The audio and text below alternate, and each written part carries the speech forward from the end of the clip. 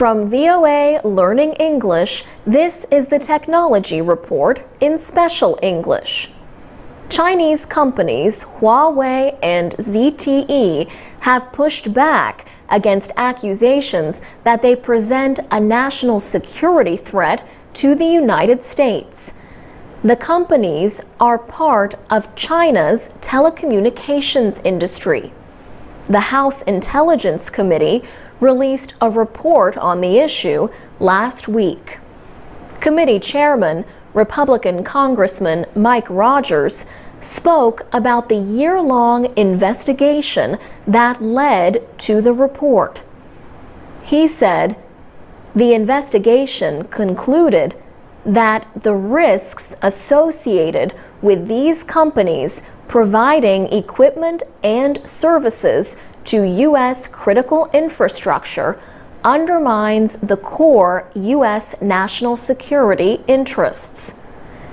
Dutch Ruppersberger, a Democrat, is a ranking member of the House committee. He said, "We already know the Chinese are aggressively hacking into our nation's networks, threatening our critical infrastructure." He also said the Chinese were stealing millions of dollars worth of trade secrets and other sensitive information from American companies. The report warned American companies against doing business with Huawei and ZTE. It also called on the Committee on Foreign Investment in the United States to block any purchases, takeovers, or mergers involving the two companies. And it advised officials in the United States to ban the use of equipment from these companies in their systems. Both Huawei and ZTE released statements last week denying the claims in the report. They said it is an attempt to prevent Chinese companies from competing in the American market. Chinese officials also reacted to the report. China's Commerce Ministry called the report's findings untrue. For VOA Learning English, I'm Alex Villarreal. This is the VOA Special English Development Report. Each year since 2001, the American State Department has published a Trafficking in Persons report. It measures efforts by countries to fight human trafficking. This year's report adds the United States for the first time. The Federal Bureau of Investigation says people are being trafficked into major cities nationwide. Tim Whitman at the FBI is an expert on the problem. He says about 20% of the cases involve victims from Mexico, the largest number of any foreign country. Bradley Miles is with the Polaris Project, an organization that fights trafficking. He calls it a very serious problem in the United States. He says some of the victims are forced to work in homes of the wealthy and at restaurants. Activists say some cases of modern slavery involved forced labor in agriculture. But more than 80% of suspected incidents involve the sex trade.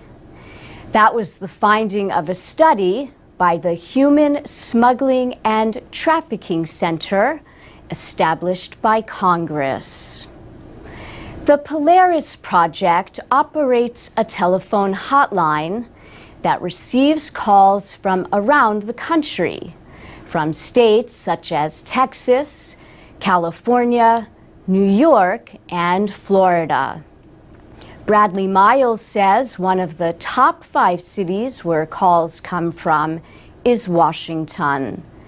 Victims in the nation's capital include women from South Korea, China, and Latin America. Some victims are American citizens. Deborah Sigmund started a group called Innocents at Risk.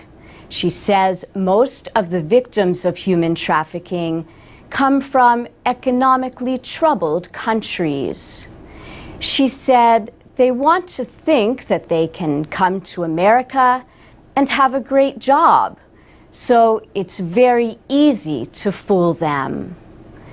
Tim Whitman says the smugglers often threaten their victims and make it difficult for them to pay their debts. The threat may be against their family back in their home country. But there are other ways to pressure victims to stay.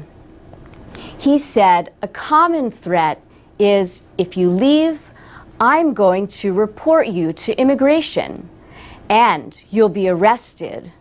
You'll be kept in prison for a long time. But there is help. Victims of human trafficking can sometimes get a special visa. It permits them to stay in the United States for up to 4 years. During that time, they can request to stay permanently. But with threats, a language barrier, and fear of the legal system, victims are often unwilling or unable to seek help. And that's the VOA Special English Development I'm Mario Report. Ritter with the VOA Special English Development Report.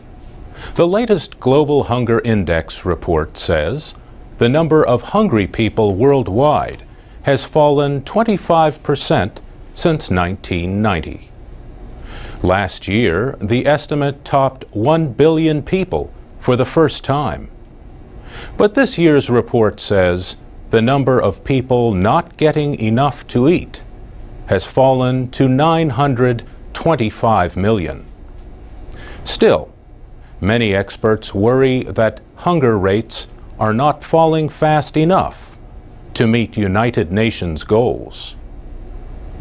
One of the first of the Millennium Development Goals is to reduce the hunger rate by 50% between 1990 and 2015. Caroline Herford at the UN World Food Programme says the reduction in hunger rates has slowed in recent years. She says there was a small decrease in the number of hungry people in the late 1990s. But then it rose again during the financial crisis of 2007 and 2008. And then high food prices, together with high fuel prices, caused more problems. And climate change has made it more difficult to grow food. The Global Hunger Index is prepared by 3 private organizations based in Germany, the United States, and Ireland. The latest report says 29 countries have levels of hunger that are considered alarming. The biggest increases were found in the Democratic Republic of Congo. The report says hunger has risen by more than 65% since 1990 because of conflict and political insecurity. And Caroline Herford says Congo is not alone. She says conflict is a huge problem that affects the ability to grow crops. People cannot tend their fields if they are always being chased away by armed rebels. A separate report says 22 countries have suffered from a hunger and food crisis for at least 8 years. 20% of the world's hungry people live in these countries, most of which are in Africa. That report is from the UN Food and Agriculture Organization and the World Food Programme. They say new policies are needed to deal with these long-term crises. Peter Smerdon at the World Food Program says emergency aid must include development assistance. Both reports were released ahead of World Food Day, October 16th. For VOA Special English, I'm Mario Ritter. Transcripts, MP3s, and podcasts of our reports are at voaspecialenglish.com. You can also find us on Facebook and Twitter at VOA Learning English. This is the VOA Special English Technology Report. Controlling a device with your mind. Powering your home with the energy of your own activities. These are two of the developments that experts at IBM think will become reality within the next 5 years. The technology company has released its latest 5 in 5 report. The experts think people will soon be able to control many electronic devices simply by using their minds. Scientists at IBM and other companies are researching ways to do this in a field of science known as bioinformatics. They say people will soon have a way to just think about calling or emailing someone in order to make it happen. Bernie Meyerson is IBM's Vice President of Innovation. He says the idea is for something with really deep capability, so that a person, for instance, a quadriplegic, a paraplegic, can actually utilize brain waves to make things happen and basically run their own lives independently. Another prediction is a way for people to power their homes and offices using energy from activities like walking or running. Still another prediction, passwords could soon become a thing of the past. IBM says developments in biometric technology could soon make passwords unnecessary. Some of the most common biometrics used to identify people are fingerprints, face and voice recognition, and iris scans. The iris is the colored part of the eye. Bernie Meyerson says this technology will soon be more widely used by money machines and other devices. Another prediction from the experts at International Business Machines, better technology to prevent unwanted email. The fifth prediction on IBM's 5 in 5 list is an end to the digital divide between those who have technology and those who do not. Bernie Meyerson says, we anticipate within 5 years better than 80% coverage of the world's population by cellular to smartphones. At that point, imagine having, for instance, the ability to speak openly with anybody, anywhere, anytime, and any language. Real-time translation.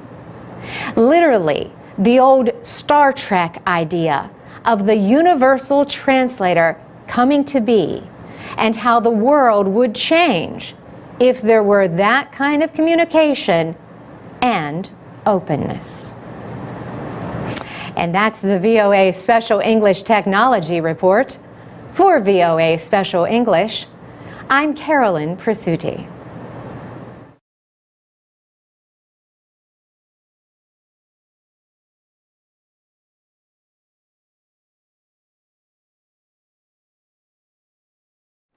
This is the VOA Special English Technology Report. ICANN, the Internet Corporation for Assigned Names and Numbers, has released a list of proposed new domain names. A generic top-level domain, or GTLD, is the part of an Internet address after the dot, like .com or .org.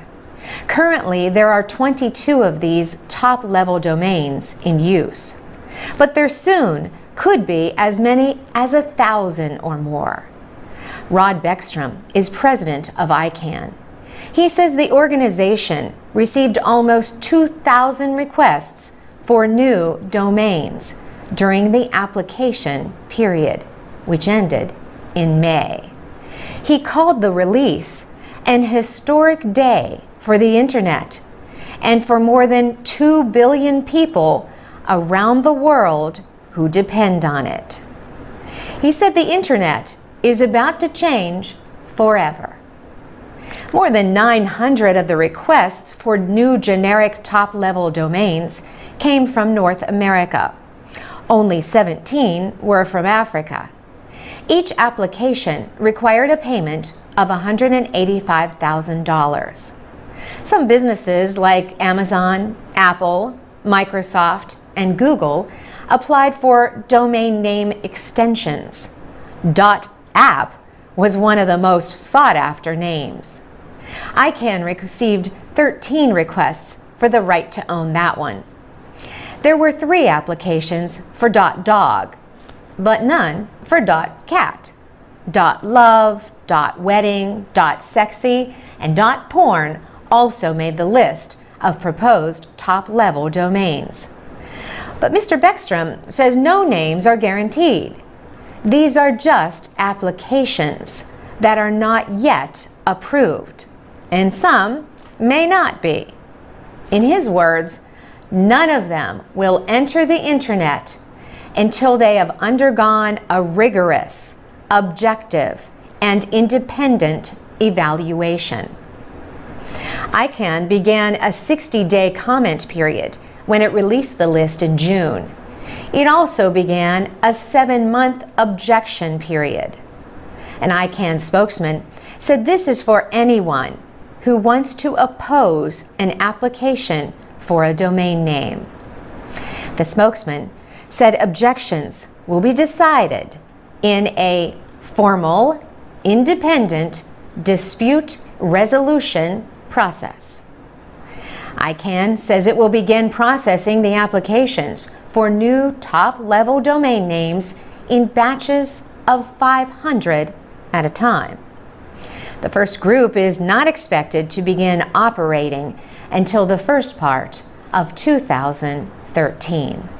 ICANN will approve no more than 1,000 new generic top-level domain names each year. ICANN apologized for accidentally publishing some of the contact details of those requesting new domains. ICANN admitted placing the mailing addresses and contact information for some individuals on its website. The group has since removed that information. For VOA Special English, I'm Carolyn Presutti. From VOA Learning English, this is the Technology Report. Researchers have developed an experimental iPhone application, or app, that they say can improve the chances of survival from a heart attack. The iPhone app is designed to identify patients suffering from a kind of heart attack known as a STEMI, or ST elevation myocardial infarction. In a STEMI, blood flow to the heart is stopped because of a blockage in a coronary artery. Unlike other kinds of heart attacks, STEMIs show up very clearly on an electrocardiogram, or ECG. Doctors use ECGs to measure electrical activity in the heart. The experimental iPhone app should help rescuers reacting to a possible medical emergency. They can perform an ECG and then take a picture of the test results with the camera on the telephone. They can then send that information ahead to hospital emergency room doctors.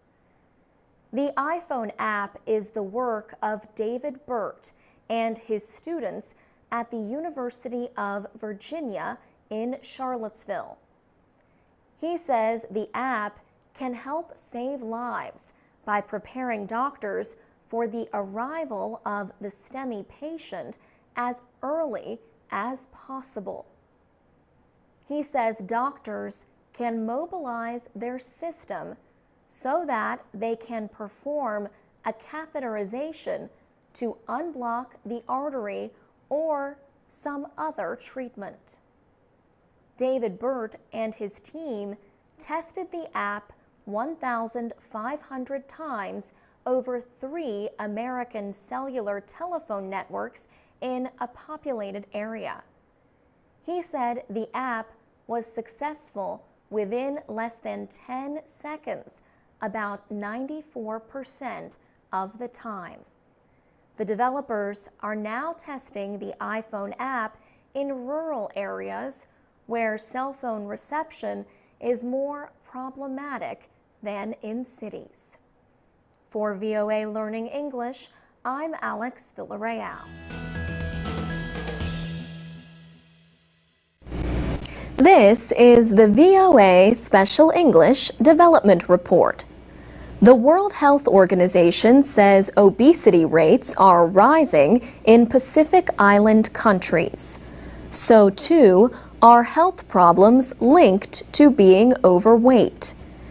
The WHO says a major reason for the rising obesity rates is an increase in imported foods. It says many Pacific Islanders have replaced their traditional diets of vegetables and fruits with imported processed foods. Dr. Teemu Waganivalu is with the World Health Organization's South Pacific office in Suva, Fiji. He says many of the imported products lack nutritional value, but they are widely available, he says, and often cost less than healthier foods. He says, in some of the places, you'd be amazed to see how a bottle of Coke is cheaper than a bottle of water. Dr. Waganivalu says the increase in imported foods is only part of the problem.